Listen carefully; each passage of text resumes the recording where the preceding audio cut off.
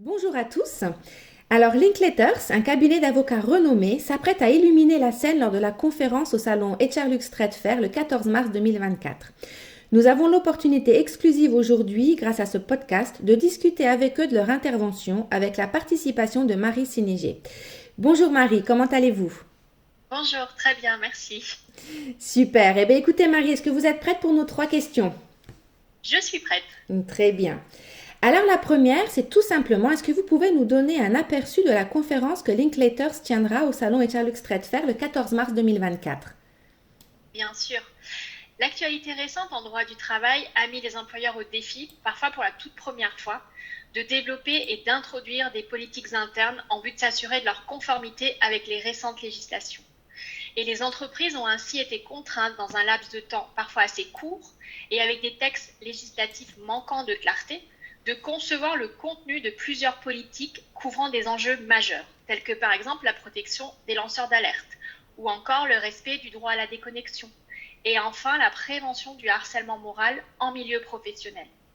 Ainsi, lors de notre conférence qui se tiendra au salon HR Lux Trade Fair le 14 mars prochain, nous aborderons les obligations posées par ces nouvelles législations afin de déterminer avec nos participants s'ils ont intégré l'ensemble de ces exigences dans leurs pratiques actuelles. Nous discuterons également des défis rencontrés lors de l'implémentation de ces nouvelles législations. Alors, je trouve ça personnellement très intéressant parce que quand j'ai vu votre sujet de conférence, je me suis dit, c'est vrai qu'il y a tellement de choses qui sont apparues ces derniers temps qu'on peut même, en tant qu'RH, des fois être un petit peu perdu. Et du coup, ça va m'amener à ma seconde question, c'est quel a été l'impact de ces changements législatifs, donc récemment intervenus dans le domaine du droit au travail, nécessitant pour les employeurs de mettre en place des politiques internes? En effet, les 3 législations précitées ont eu un impact considérable sur les employeurs luxembourgeois, les obligeant à remanier, voire à implémenter pour la première fois certaines politiques internes. Tout d'abord, en ce qui concerne la loi relative aux lanceurs d'alerte.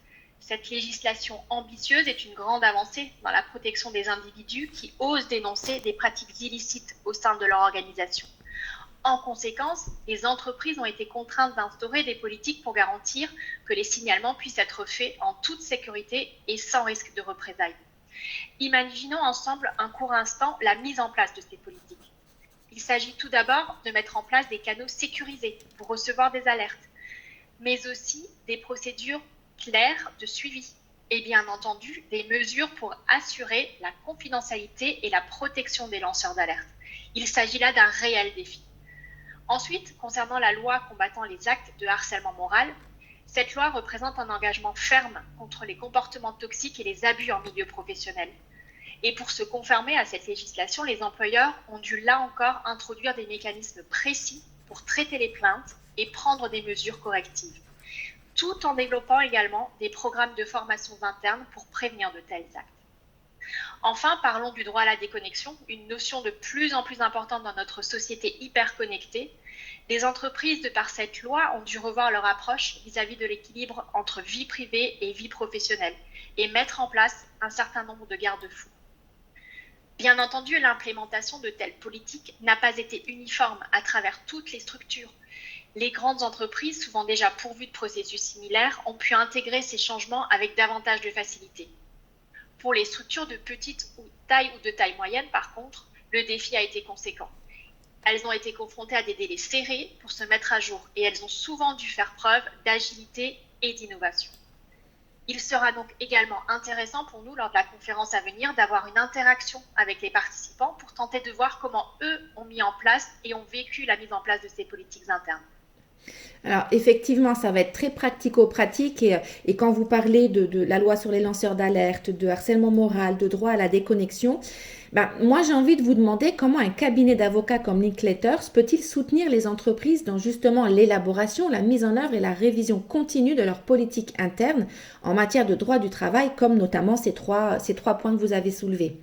Alors, comment les entreprises peuvent-elles naviguer dans le labyrinthe complexe des nouvelles législations et s'assurer de leur conformité? En fait, les enjeux sont considérables et c'est là que nous intervenons. Il est essentiel de reconnaître que les modifications législatives précitées requièrent bien plus qu'une simple mise à jour des politiques internes ou simplement l'implémentation d'un modèle standard de l'une ou de l'autre politique. Elle demande en effet une compréhension approfondie des nuances juridiques et une intégration stratégique de ces nouvelles pratiques dans les opérations quotidiennes. Chez Linkletters, nous comprenons les défis que représentent ces nouvelles législations pour les employeurs et nous proposons des solutions juridiques sur mesure pour les accompagner à travers ces nombreux changements. Notre expertise couvre l'analyse législative, mais aussi l'évaluation des risques et la mise en place de politiques sur mesure et efficaces. Par exemple, avec la loi sur les lanceurs d'alerte, nous pouvons aider à l'élaboration d'une politique adaptée, mettant en place des canaux de signalement sûrs, et par exemple aussi à la formation des équipes, pour qu'elles puissent gérer en interne les alertes avec diligence et surtout avec discrétion. Face au harcèlement moral, nous pourrons également conseiller les employeurs dans le cadre des investigations à mener à la suite du dépôt d'une plainte, mais aussi dans le cadre des sanctions qui devront être mises en place et imputées à l'auteur de faits répréhensibles. En fait, notre objectif est aussi, à travers ces législations, de transformer le défi législatif en un vecteur d'opportunité pour les entreprises. Eh bien, écoutez, c'est un sujet vaste et passionnant. Alors, nous arrivons au bout de ces 3 questions et j'ai tout simplement envie, Marie, de vous dire un grand merci pour l'expertise que vous avez apportée aujourd'hui. Et bien évidemment, nous encourageons tous nos auditeurs à assister à la conférence de Linkletters qui aura lieu, je le rappelle, donc le 14 mars 2024 à l'ECCL à 15h30. Donc effectivement, à vous tous auditeurs, si vous souhaitez rester informés sur le développement en droit du travail, c'est une conférence à ne pas manquer. Donc encore un grand merci Marie et je vous dis à dans un mois à peu près. Merci beaucoup et j'ai hâte de vous retrouver le 14 mars prochain. Merci.